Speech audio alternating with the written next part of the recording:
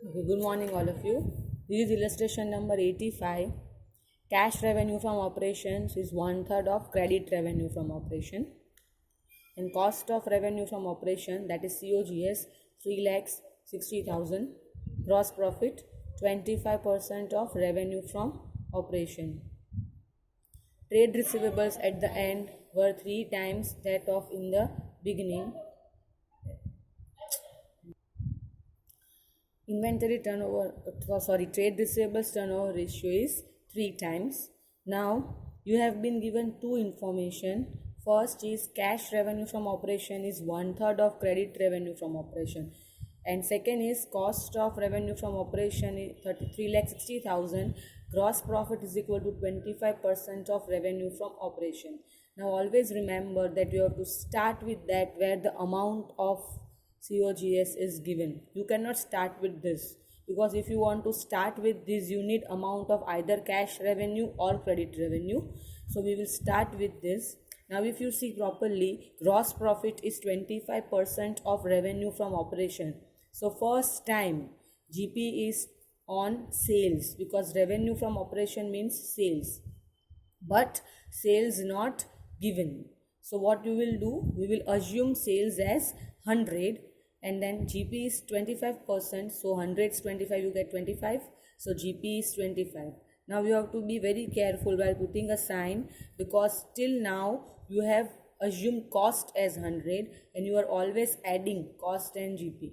But this time you have assumed sales, because GP is on sales and sales is not given. So sales and GPs always get minus, and you will get what? COGS. So if you minus 25 from 100, you get 75.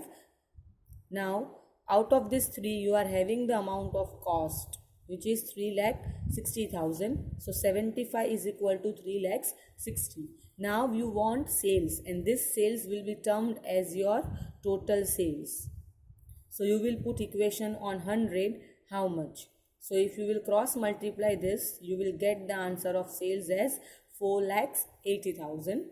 Again I am repeating why I have started with this equation and not with this, because with the help of cost and GP you will be easily able to find sales, and that sales you are going to use in this, right? So how? Again I am starting. GP is on sales, and sales we have not given, so sales we are going to take it as 100 and GP will as 25, and sales and GP will get minus.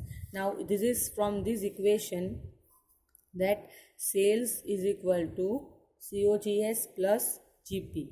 Now if I take GP on this side, then it becomes sales minus GP is equal to COGS, right? Similarly, if you do sales minus COGS, then you will get GP. So one thing is clear, whenever you are assuming sales as 100, and whether you have been given GP or cost, both you have to deduct from sales, and then you will get the third item. So here we are having this situation that sales and GP, if you will deduct, you got cost, right? And that's why we got sales as 4,80,000. Now this we have found out total sales. And now you know the another meaning of total sales is cash sales plus credit sales. Now we will move towards this line.